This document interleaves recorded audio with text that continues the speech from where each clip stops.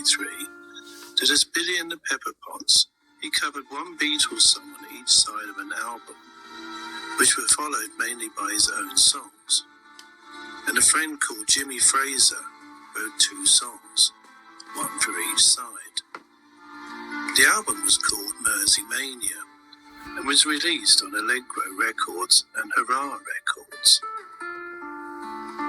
Pickwick Records was an American record label and British record distributor, known for its budget album releases and sound-alike recordings and bargain bin reissues. I remember you could buy these cheapo records at Woolworths when I was a kid. Not that I'd be seen dead with one under my arm. Memoir says its central character shortened the name Billy and the Pepper Pots to the Beats, for the Merseysound version of the same record. Billy and the Pepper Pots then made a sequel titled Beat, More Mersey Mania, which followed the same format.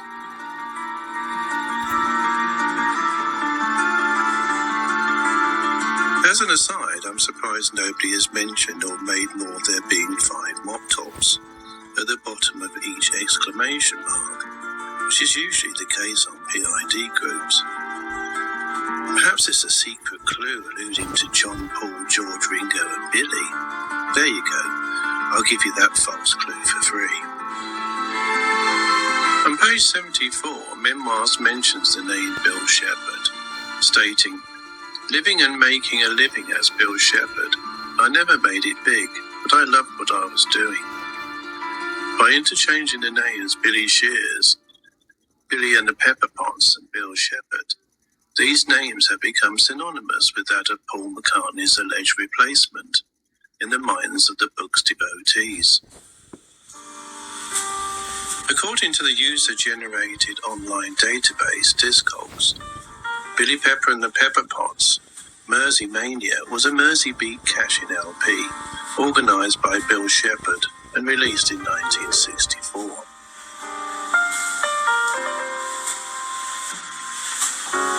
Coincidentally, Phil Ackrell, the other person who Memoirs claims to have been Paul McCartney's replacement, left Denny and the Diplomats at the end of 1964, when the remaining members of the band disbanded, with Phil pursuing a career as an accountant. At the same time, Viv Stanshall, the third person who Memoirs claims to be Paul McCartney's replacement, had been playing with the Bonzo Dog Doodah Band for 2 years, the Bonzos having formed in 1962. By the way, Bill Shepherd, who recorded those cash-in Billy and the Pepper Pots albums, was born in 1927 and would have been 40 years old in 1967. He's looking pretty good for a 40-year-old if he was Paul McCartney's replacement in 1967, as seen here.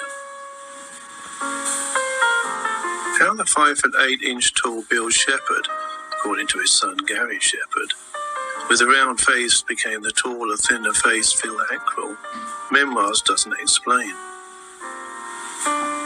Nor does it explain the mechanics of how Phil Ackrell became Viv Stanshall, assuming we are to believe they are all the same person and all Paul McCartney's replacement. But it is claimed that Billy became a Paul McCartney lookalike following alleged surgery in Kenya in November 1966. And Billy continued to play the role of Viv Stanshall up until Linda McCartney was diagnosed with cancer in 1995. Phew, it's a lot to process.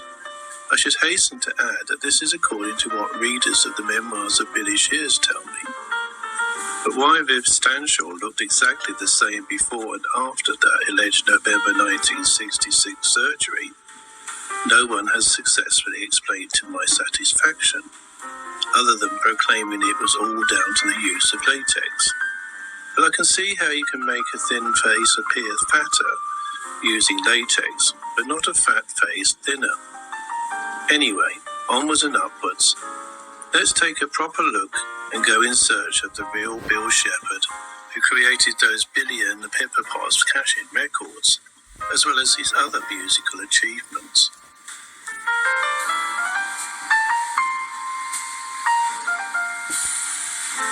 So who was the real Bill Shepherd?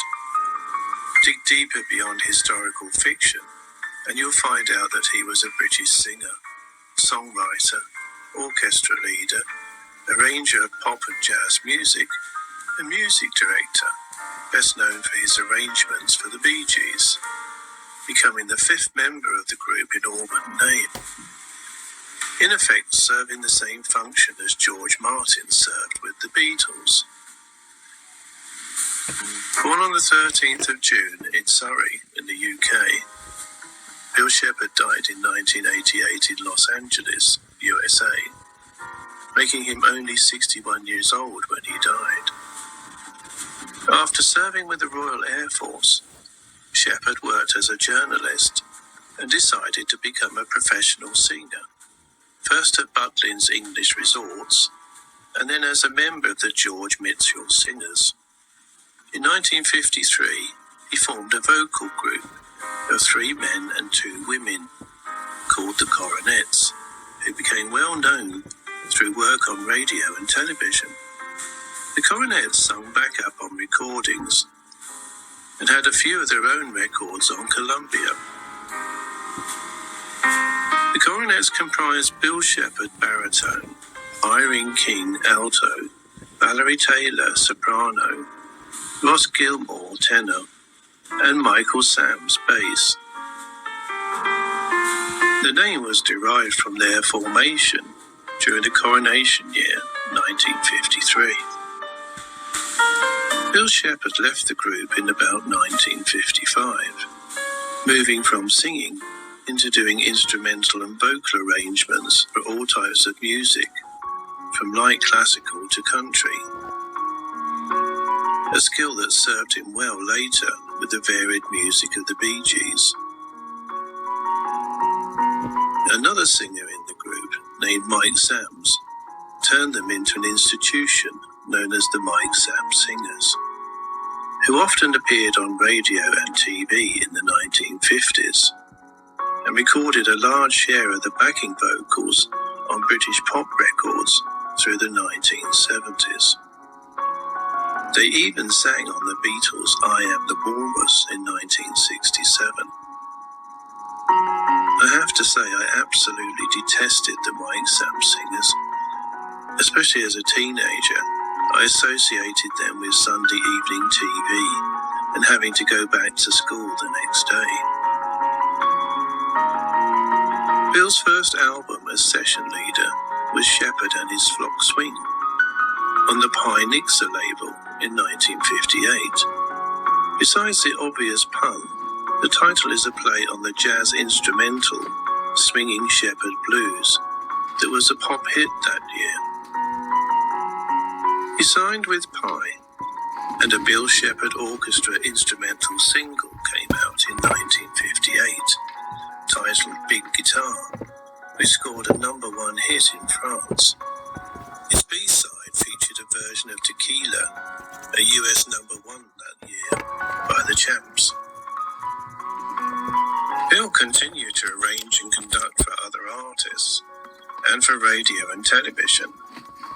Hit songs bearing the credit accompaniment directed by Bill Shepherd included Love Me Again and Devotion by Petula Clark, with Bill's orchestra in 1958, Trudy by Joe Henderson, a piano instrumental with Bill's chorus also in 1958, The Story of My Life by Gary Miller, with Bill's orchestra and chorus built under the name of Kim Drake in 1958 and produced by Joe Meek, and I've Waited So Long by Anthony Newley, with Bill's orchestra in 1959, the UK #3.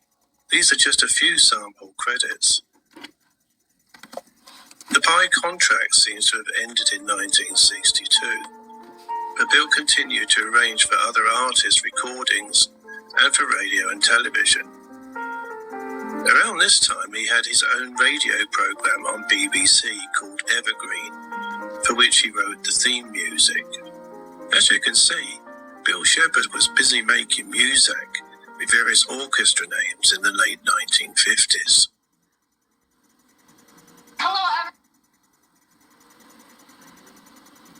In 1961, the person most people would come to know as the 70s paedophile glam rocker Gary Glitter, then under the stage name of Paul Raven, signed a new recording contract with Parlophone and worked with record producer George Martin. This is before Martin's association with the Beatles. Martin produced 2 singles for Paul Raven, Walk On Boy and Terror of Strength, but neither sold very well. And Gary Glitter's recording career as Paul Raven stalled. Under the stage name Gary Glitter, his career ended after he was convicted of downloading child pornography in 1999. And under his real name of Paul Francis Gadd, he was also convicted of child sexual abuses in 2006, and a series of sexual offences included attempted rape in 2015. Bill Shepherd is credited with directing the accompaniment of both the A-sides and B-sides of these 2 failed singles.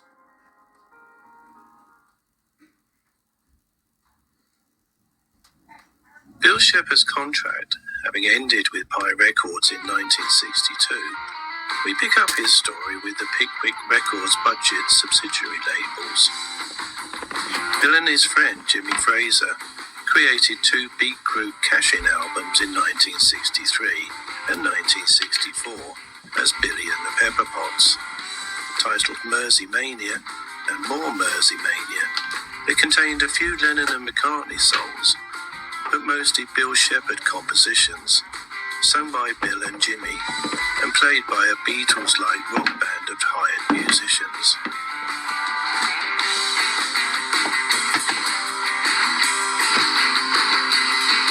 Roger Easterby wrote the liner notes for both Billy and the Pepper Pots albums, and went on to produce records with Des Champs for some dreadful groups, the better ones being Sounds Incorporated, Vanity Fair, Chicory Tip, and The Sweet being the best known in the UK.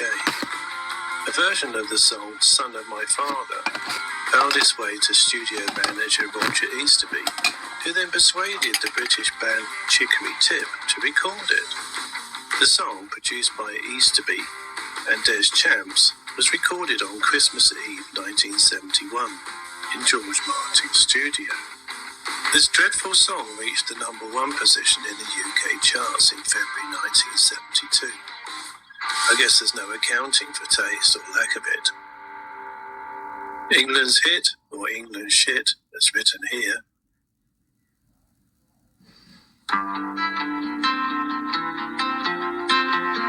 For completion, I should include Bill Shepherd's friend Jimmy Fraser, who wrote 2 songs that appeared on the Billy and the Pepper Pots album.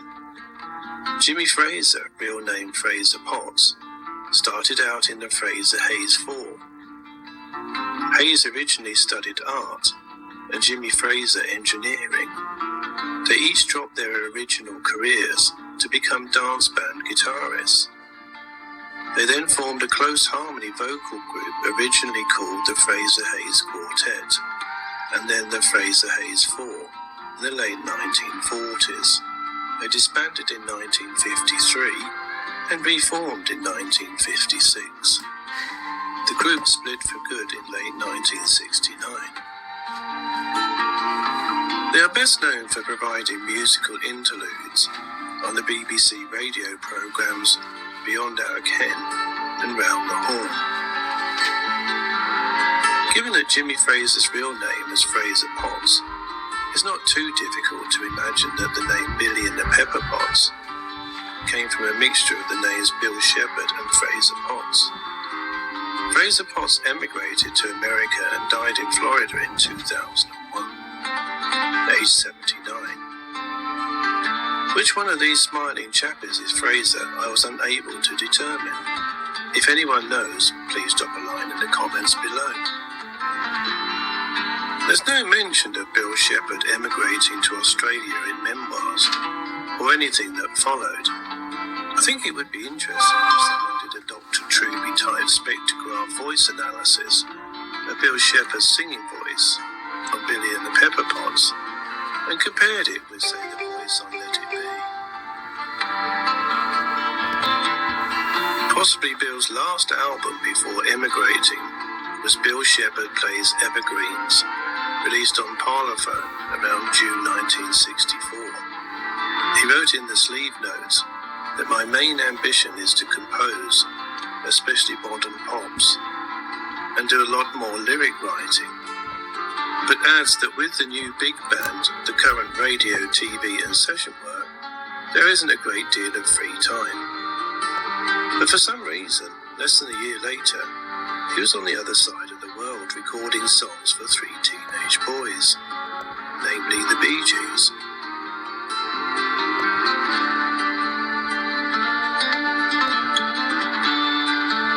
Bill Shepherd worked in Australia for about a year.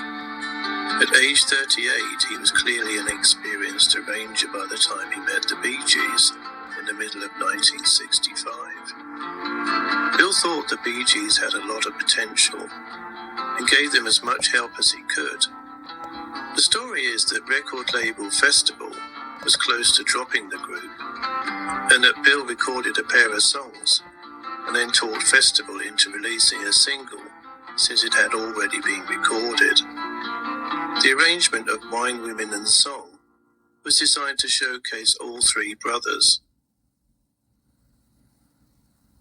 1965 was the turning point for the Bee Gees. Their singles had not sold well, and the future looked bad for them as a recording act. They were saved by a new producer, Bill Shepherd. Bill perceived that Barry's songwriting, the brothers' harmonies, and their growing abilities as instrumentalists all could fit perfectly in with the current Beatles-dominated pop music world. With his encouragement, they finally got a top 20 single and an album. It was at this point that they recorded their first Australian hit, Spicks and Specks, which was released in September of 1966. However, the family had already decided to move back to England in hopes of further advancing the Bee Gees' career. By the time the Gibb brothers realised Spicks and Specks was a hit, they were already sailing back to the UK.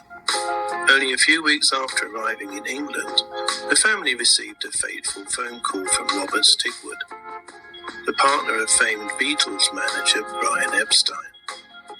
Stigwood had heard the tapes the Gibbs had sent and was wowed by their songwriting and singing. He tracked them down, phoned their house, and requested a meeting.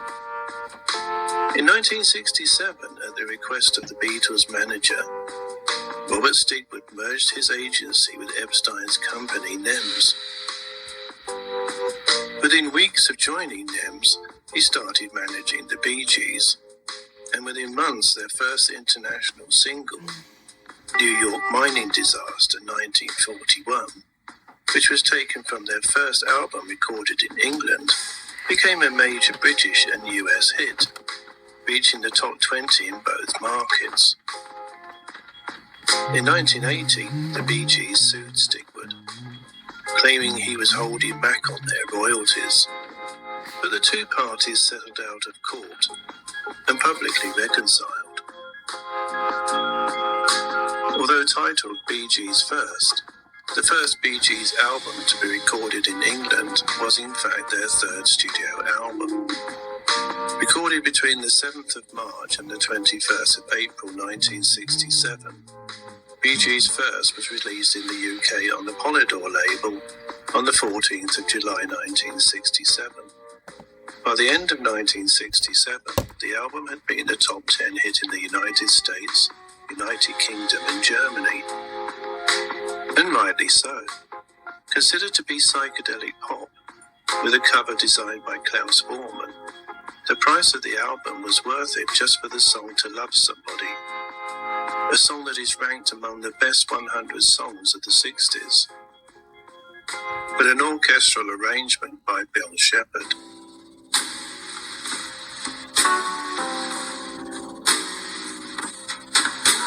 Compelled by the rumour mongering on Internet Paul is Dead forums, Gary Shepherd posted on several of them in an attempt to set the record straight about his late father, Bill Shepherd, stating that his father indeed was the main writer for the Billy and the Pepperpots jokey cash-in album during the Beatlemania craze,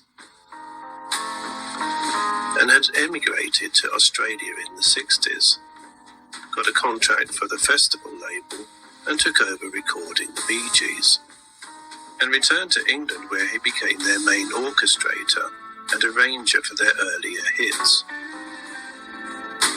Gary Shepherd clearly stated that his father, being 5 foot 8 inches tall, was not a replacement for the taller Paul McCartney, and Billy Pepper and the Pepperpots were not part of the Paul is dead conspiracy, a fact that all his family know.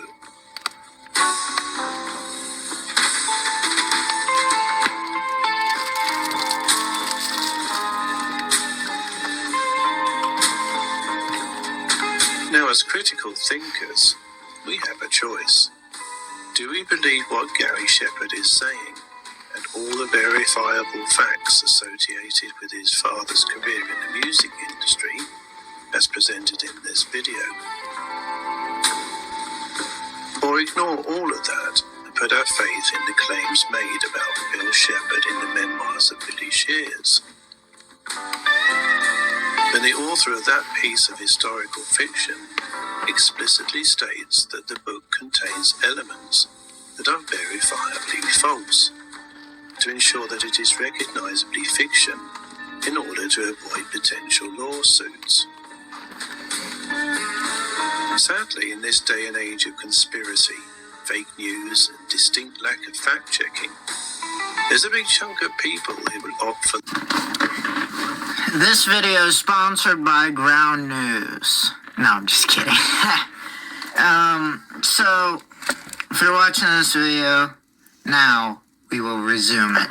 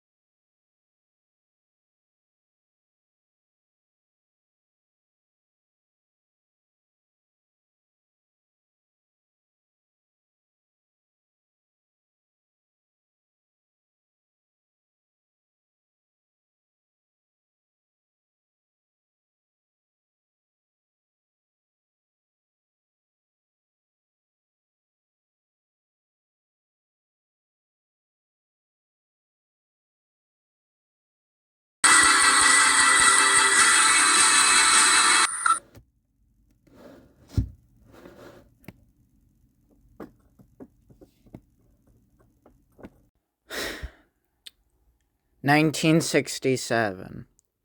Following an internal dispute over a certain song on Sgt. Pepper's Lonely Hearts Club Band, Epstein witnessed McCartney leaving at high speeds. Within hours, McCartney's fatal crash occurs. Epstein falls into severe grief. No MI5 interference. Due to him believing that he was the sole reason why Paul McCartney had died, he started taking drugs to cope with this, which ended up in his death.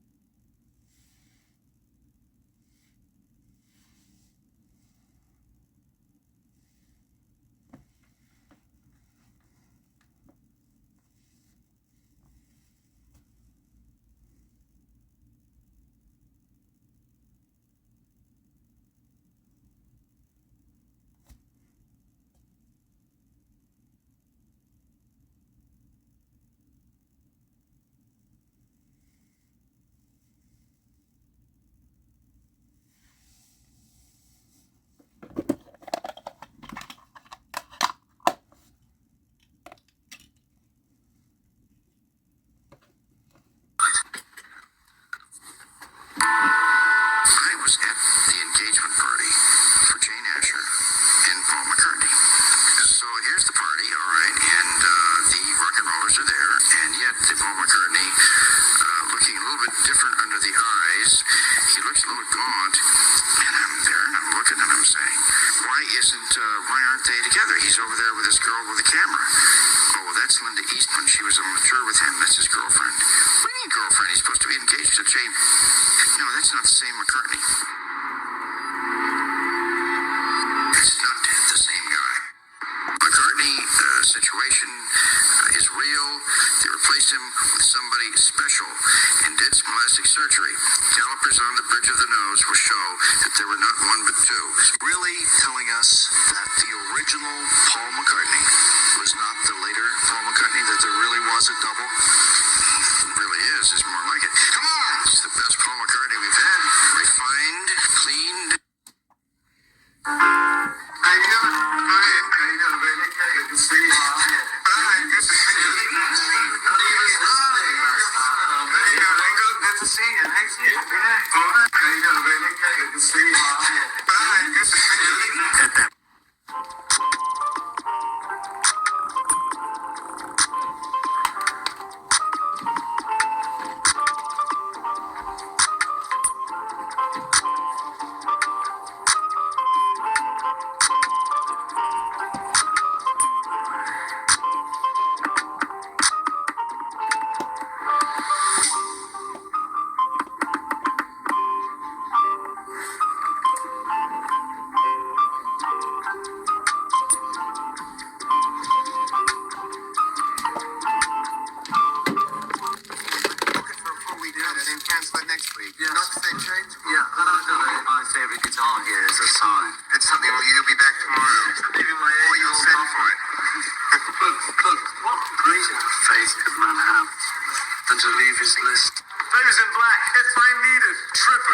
how flexible we can get. I feel fine yesterday. I want to be nowhere man. Paperback long tall. What's it from? That's from the old shows. And like a lot of old tunes.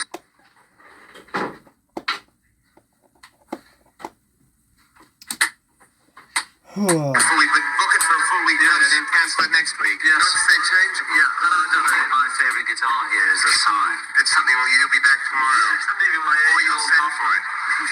Look, what greater faith could man have than to leave his list? Those in black. If I need it, tripper. I mean, that's how flexible we can get. I feel fine yesterday. I want to be nowhere man. Paperback long tall. What's it from? That's from the old shows. And like a lot of 1969. Dr. Richard Asher, father of Jane Asher, privately was informed by Billy Shears that the real Paul McCartney had passed away during their conversation about Paul McCartney engaging Jane Asher. Asher became emotionally unstable, found dead by apparent suicide. No MI5 operational orders issued. That was a good video, but this one has got some more specific information in it, I believe, which is key to the video. So, without further ado, let's get on to it. Okay, so this is in relation to McCartney, inverted commas, his tour in 1976, which started in Copenhagen on the 20th of March and on the 21st of March. Now, on the 18th of March, Jim McCartney, his father, died. It's very sad for him. As you would imagine, you'd be pretty cut up about that. And his funeral was on the 22nd of March. So, McCartney would have realised that his father died on the 18th of March, and the funeral was to happen on the 22nd of March. Now, the presenter coming up now, this is the Danish character who presents this. Now, I've got a direct translation of what he says, so I'm just going to read that out. Good evening. Last Saturday and Sunday, Denmark was visited by the former Beatle, Paul McCartney, who together with his group, Wings, gave 2 sold-out concerts in Copenhagen. We were allowed to do an interview after the concert on Saturday night. Basically what he says. So, essentially, this was the first night. This was on the 20th of March, 1976. So this is less than 48 hours from the news of his father's death. The funeral was to occur on the 22nd. So now you can probably fairly say, well, the show must go on. He's a pro, all this kind of stuff. I mean, maybe, but why is he allowing camera crews to come backstage?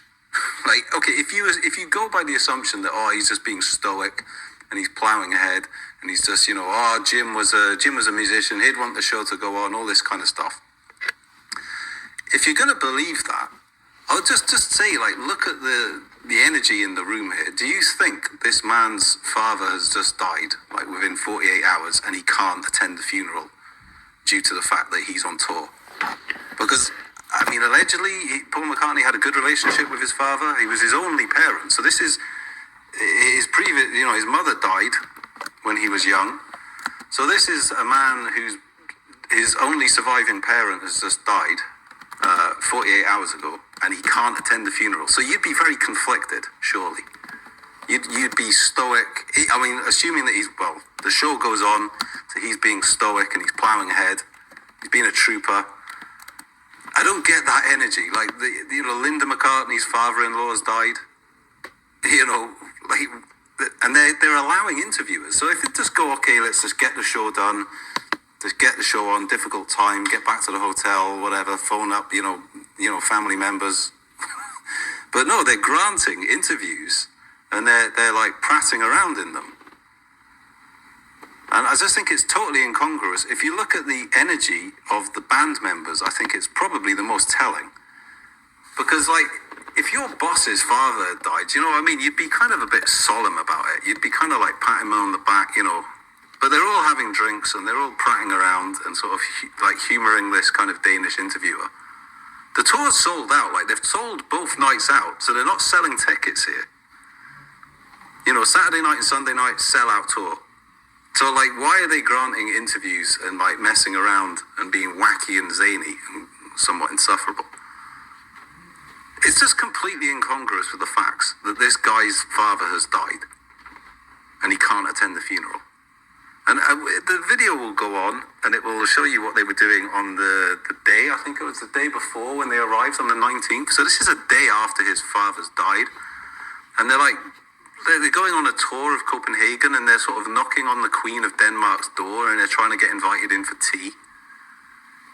You know, they're like prattling around in Denmark. It's completely incongruous. So anyway, you watch the video. Make of it what you will. Which one is Paul McCartney then? That's me sometimes. Well, the real Paul McCartney's... There he is.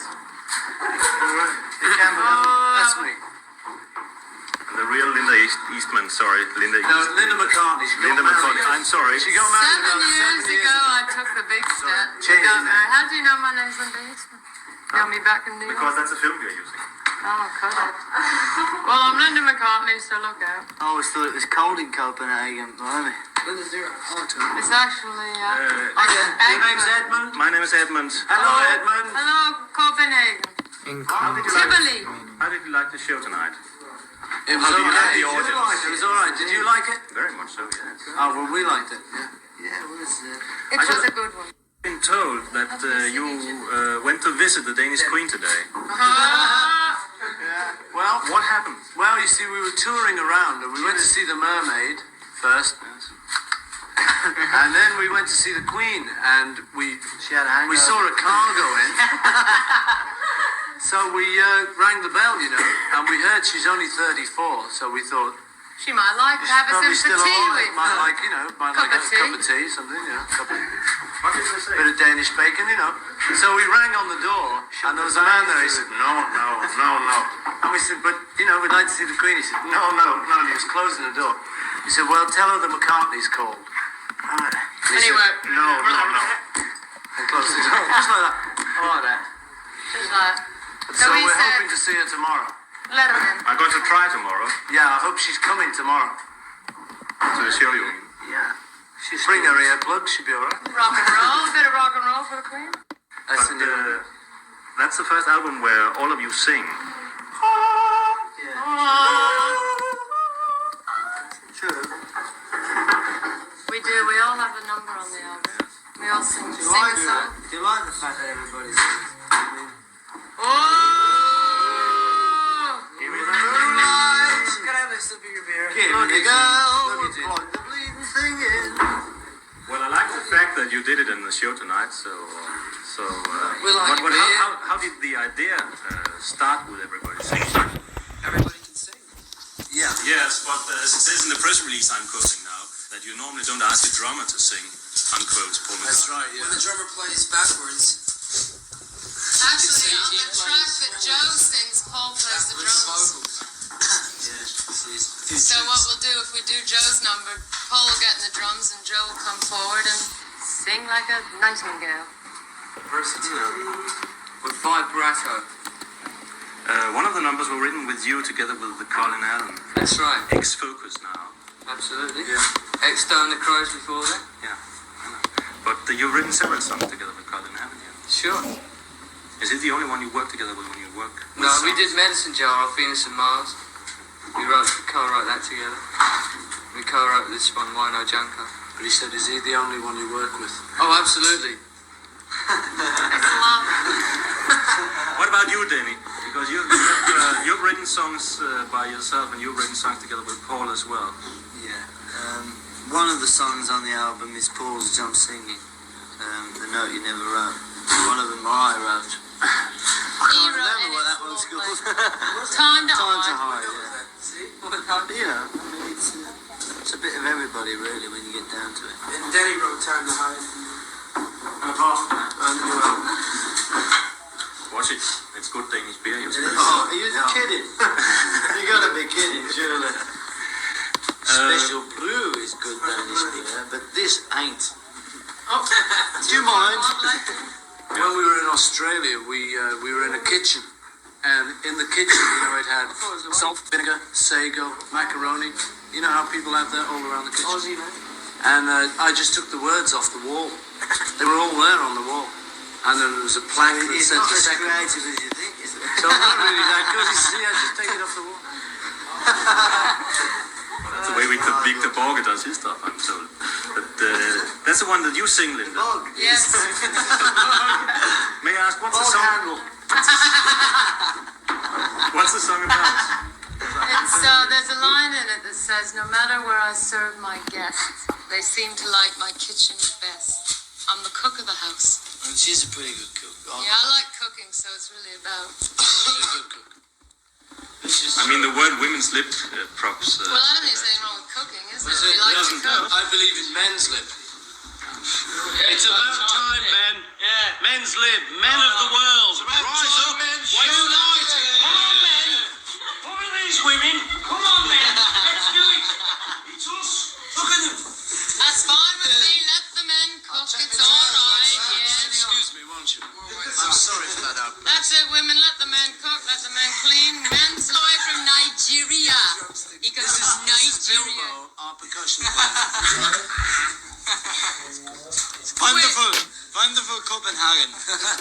Hey, Copenhagen. Copenhagen. Copenhagen. Tak. Danske. Bacon.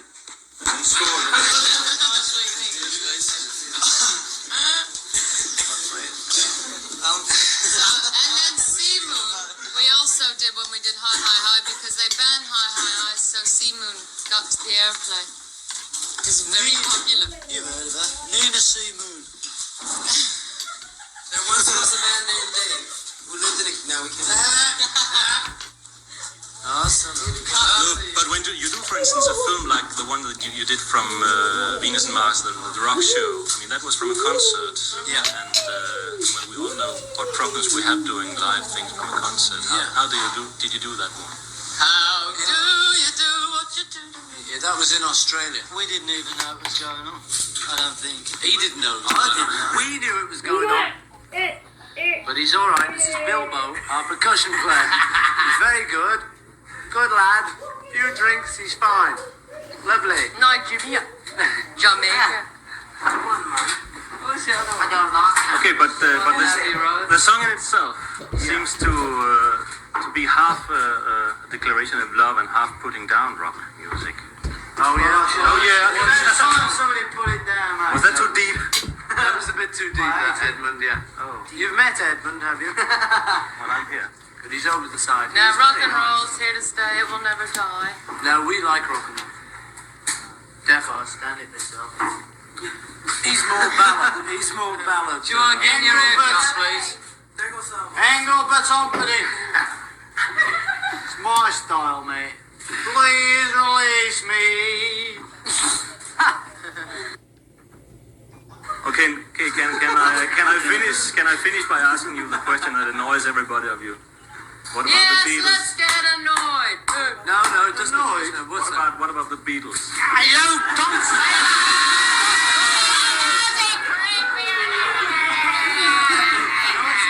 How do you spell that? Yeah. Is it double E? Volkswagen, you mean? No, how's it going, Paul? All right. What was the question again? I forgot. Well, how you felt about a certain rock group that was known in the late 60s, but began in the roaring rock days in the The Roaring late 50s? Twenties. How I feel about them? Great group. Love them. Great group. Would you like to do that stuff again? Well, I mean, when a group's broken up, it's broken up, so it's difficult to do it again, but it was very good. I enjoyed it. How low are you go? Well, how do the other of you feel about that? The other of you feel about that? Well, they wouldn't mind, I don't think. No, they wouldn't mind. He wouldn't let me do it. Bilbo wouldn't let me do it. The rest of them, fine. Split out the question. Bilbo's our hit man. This is on. He makes any broken legs. Niggas on you, right? Niggers or knickers. Bilbo. crazy. Bilbo Baggins. Why isn't your brother producing you? If you were any good, you'd be on his label. And they automatically listen to your tape. Well, that is a good question. I honestly haven't seen Paul since my dad died 20 years ago. And for Ruth, that is the biggest puzzle of all. Why Paul, once a loving and devoted big brother, no longer is involved in her life.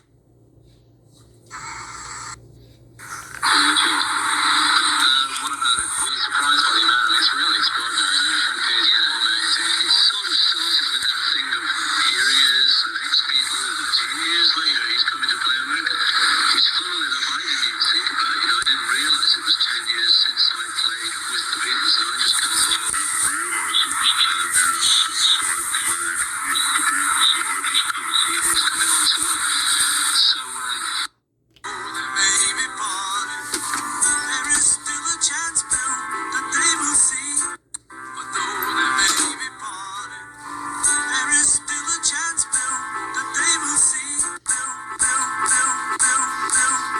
In 1976, Mel Evans, the road manager of the Beatles, contacted his co-writer John Horini, revealing his work on a biography containing explicit confirmation of McCartney's death and replacement.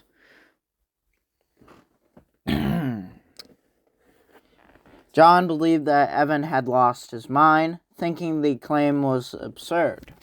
MI5 handler ordered expended neutralization via location police contact. Scene staged as a mental breakdown, firearm planted for justification, manuscript seized and classified. Former Wings guitarist he was informed privately of Paul McCartney's death. Because of this, he fell into drug abuse, mirroring Epstein's downward spiral. Overdose determined accidental. No MI5 orders issued. In 1980, John Lennon was assassinated by a man by the name of Mark Chapman, who was a MI5 member. He'd previously considered multiple people, like Johnny Carson, Ronald Reagan, and Paul McCartney, to assassinate. But eventually he landed on John Lennon after his comments about the Beatles being bigger than Jesus. His motives were more put on John Lennon after the phone call in late November of 1980, where he called Paul McCartney, George Harrison, and Ringo Starr, telling them that he will reveal the truth, which is that Paul McCartney had died in a car crash on September 11th, 1966. MI5 later found out about this and sent a man by the name of Mark Chapman from their base in Hawaii. They flew him out to New York City, where Mark Chapman met John Lennon and had his autograph taken. And there he realized that he was a nicer person than it seemed to be to him, but it was too late. After the manipulation drugs, you can go look up mind control hippie drugs or the mind control government project. Anyway, he was told by MI5 to kill John Lennon. In early December of 1980, he pulled the trigger on John Lennon a day after getting his autograph. John Lennon would walk into the building and fall down dead on the stairs. He'd be rushed to the hospital where he was declared dead on arrival. In 1993, 13 years after John Lennon was killed, Heather Mills, originally known as Rita, who was in the car when Paul McCartney crashed after she had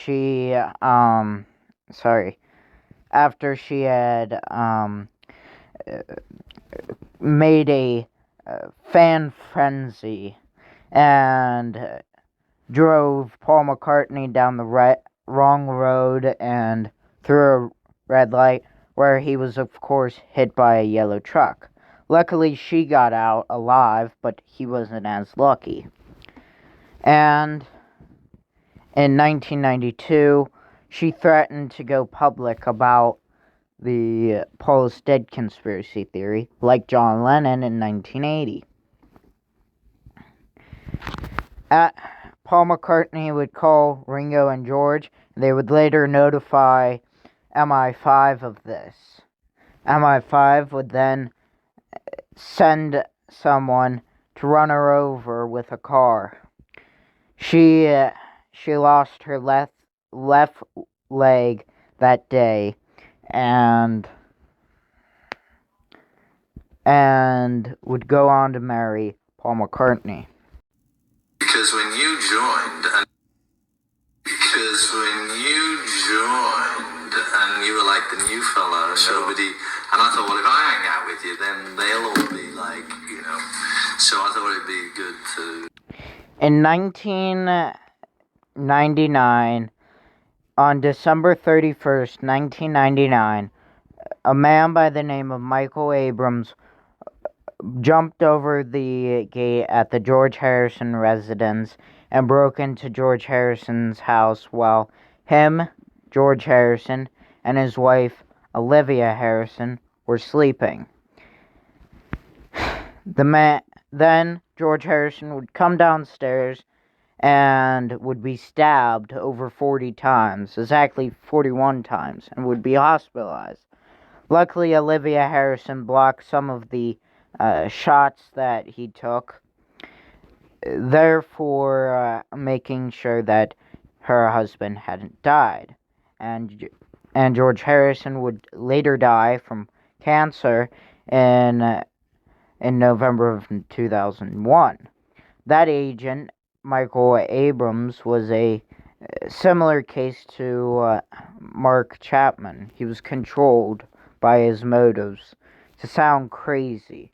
Mark Chapman was supposed to be declared insane, so he wouldn't get arrested. So he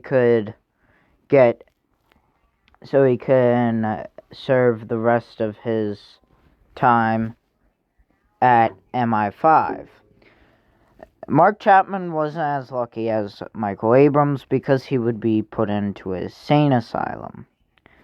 Later would be released by MI5 agents around in July of 2002.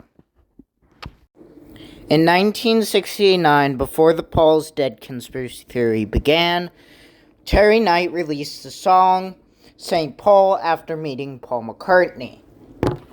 This is to be believed by many conspiracy theorists who believe the Paul's dead conspiracy theory to reference Paul's death, which it does.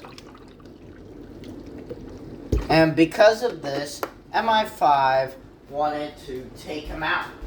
But they kept saying, no, let's not do that. And they held it off for a very long time.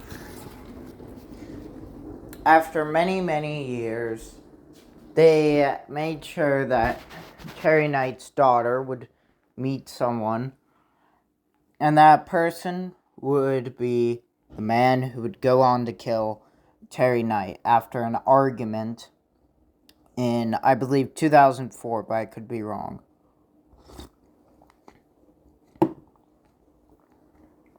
This was done so Terry Knight couldn't tell us if it was a Paul's Dead song or not. So he couldn't confirm it and tell the public. reason why it was done then was because he had kept threatening Paul McCartney that he would release evidence that Paul McCartney had died in 1966, the real Paul McCartney. And he would also reveal that the song St. Paul was really a Paul's Dead song, which had multiple evidence towards it.